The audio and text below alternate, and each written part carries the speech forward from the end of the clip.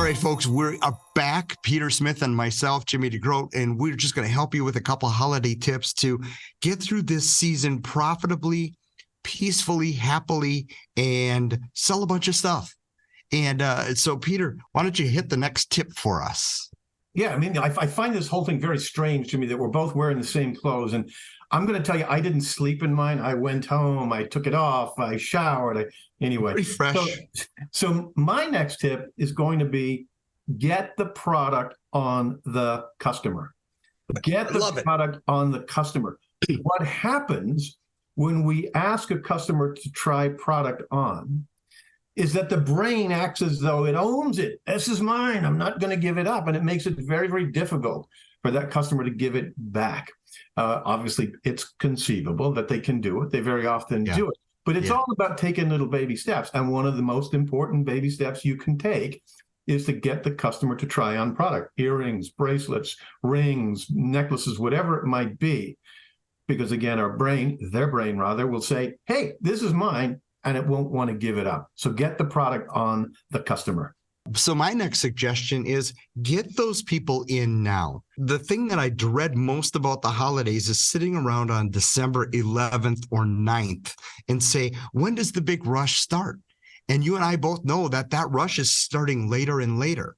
So what can you be doing right now to be bringing customers in? Send them little videos, send them little texts, do outreach, send emails. Hey, Marge, get in here. I know Tom's going to be in here December 24th at 3:00. Please get in here and fill that wish list out right now. And let's find out what we can get. You're going to get a lot of self-purchasers then.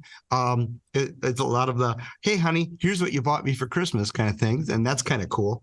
But the more you can fill up your calendar between right now and, say, December 15th, you're going to be a much happier person. You're going to have a much more successful selling season.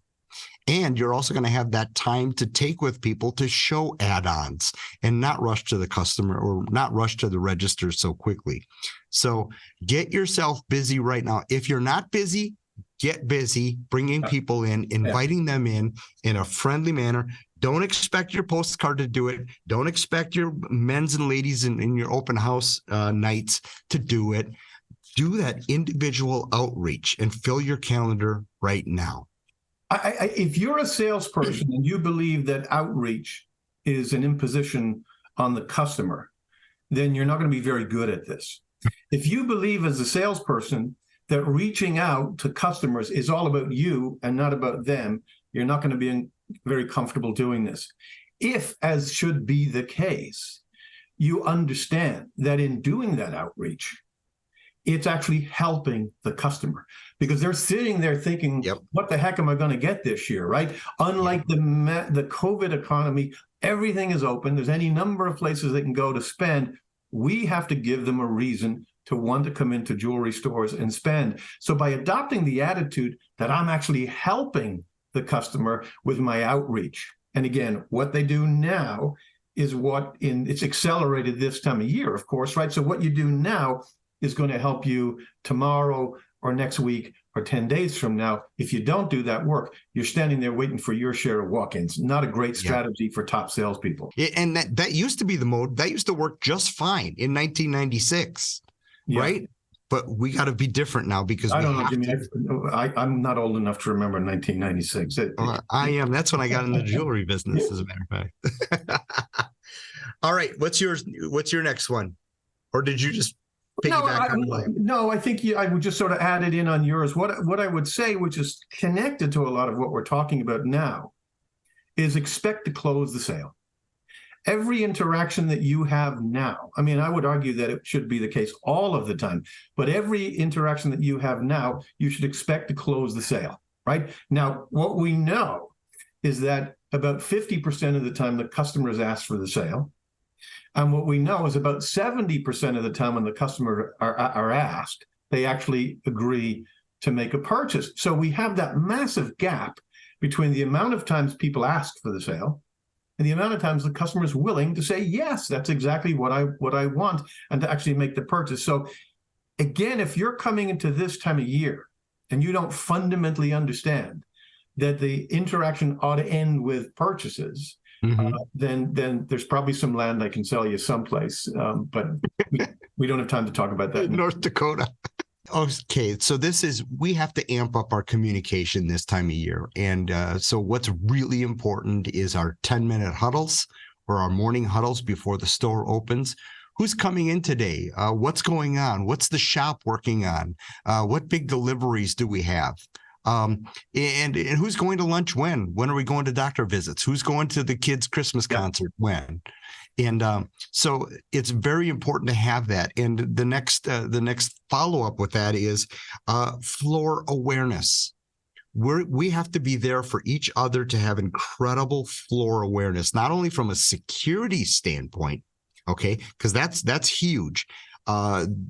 We want a floor awareness right now for who's making sales, who needs help, who needs to go grab a plunger or a tweezers, who needs a credit app, who needs the iPad, those types of things.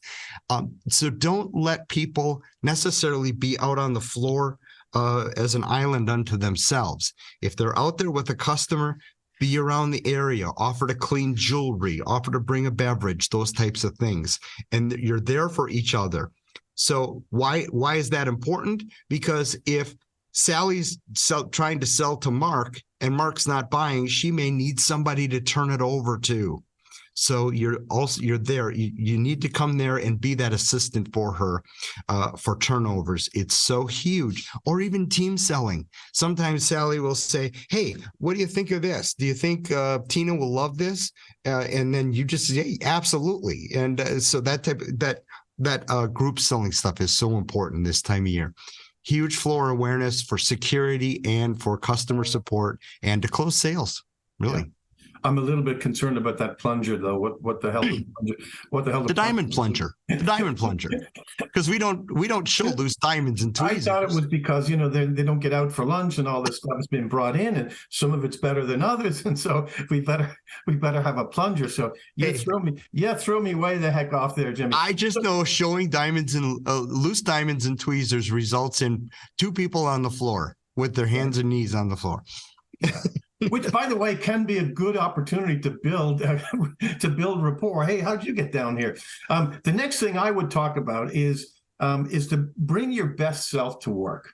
Right, this time of year especially, there's so much going on. There's so many things going on. There's the demands everywhere. You too have to think about presents for people. You're working all the hours that God gave. You've got all this stuff happening. You might have crappy weather situations to contend with, as some of the states are getting even now. But when you're in that store, you're on stage. You're on stage, and that customer deserves the very best you they can get. And guess what? That's also good for you, because if you're in a good mood, if you're bringing a little bit of humor to it, you're making good eye contact, you're smiling, you're engaged, you're touching them physically where you can and where is appropriate. That's a huge way to sort of gain trust and to build, rapport. But emotions are contagious. And if you're in a good mood, their mirror neurons will pick up that good mood, and they too will be in a good mood. If you're in a bad mood or distracted in some way because you've got a bunch of stuff on your mind, maybe the plunger was not brought in and the bathroom is out of order, then it's going to translate to the customer. So bring your best self to work every day for every customer. Really matters. I just love that. I love that because we can tend to sometimes party a little bit and maybe stay out and let's just say be in excess. And you're right. Bring your best self to work. The other thing too about that I love about that is, and to tag on to something we said earlier, is being fully present for people. Sometimes we've learned that people can be going through things, and you can be that light. You can be that encouragement. You can be that friendly face to people. So know that just that little acts of kindness that we are to people can have amazing effects on people's lives. So I love preaching about that more, and that word is appropriate, preach, because that's really kind of our mission, and I've always seen it that way. A little tip here that's a really neat idea is have that person on your team that's not selling, that is a gift wrapper, that is maybe greeting people and directing people, maybe getting coffee for people. Have that person that's that service person that maybe they can even write up repairs. Because if folks are being rewarded for their sales, I'm going to be much happier if I'm not doing watch batteries, that type of thing. So I've seen it work out really well for stores if they have, maybe it's a part-timer from high school or something like that, but just somebody that can be there. And the other thing that we've always done too is when we had 40 pairs of quarter carat diamond studs all wrapped and ready to go, so we could service people real quickly. And of course, so you could have pre-wrapped best sellers. That's just the thought, but just having that person there really takes the load off of everybody. Run a vacuum cleaner when time gets, when the time is appropriate, that type of thing. It's just huge. Yeah. And you sort of touched on it. Be there to support your colleagues, right? Everybody's going through a lot of stuff this time of year, especially you're running 1,000,000 miles an hour. You're trying to get a whole lot of stuff done. Be there for each other and let that be contagious. Let that happen. Here, another one I want to bring up, Jimmy, is thanking the customer, right? That our audience really is an independent jewelry audience. And the vast majority of the retail stores that we speak to, that we talk with and engage with, are family businesses. They're independent family businesses. And I think that we should never assume that when we engage with customers, even our best customers, let alone first-time customers, that they know that they're supporting a small business. Yeah. They know that they're supporting a family business. So make it a point to thank people for their purchase before they leave. And let them know, look, we're a small family business. This means a great deal to us. Yeah. Thank you so much. Right? I love Just it. saying that this means a great deal to us. Thank you for supporting our business. Huge. Yep. Absolutely. I want to take on with my last suggestion, and that is have the mindset of we get the sale for the store. We get the sale for the store. And that means you set your ego aside. And if you're not closing, like Peter said earlier, people are buying this time of year. Our closing ratio should be through the roof. And if you're not connecting with that customer, if for some reason, and who knows what that reason may be, it may not be your fault at all, but we're just not connecting with them, turn that sale over. We get the sale for the store, and it's a lot better to have 50% of something than 100% of nothing. We don't want them walking out that door saying, where else can I go to where they're going to understand me, where they're going to get me? Get the sale for the store, have that mentality. And I got to tell you, folks, Peter and I had 400 suggestions for you, and we didn't want this video to last until December 21st. So we had to cut it down to this. This was really tough to cut it down to this short of a list. Yeah. But if you do any of these, what we talked about, it's going to help you. And I hope some of these things have helped you so far. Peter, do you have any last thoughts? Just that I want everybody to have a fabulous season. We're rooting hard for independent jewelers to have a really, really great season. Be kind to each other, be there for each other, make sure we're showing appreciation to those customers when they come in. And one last thing I would say, get out from behind the furniture. Every chance you get out from behind the furniture.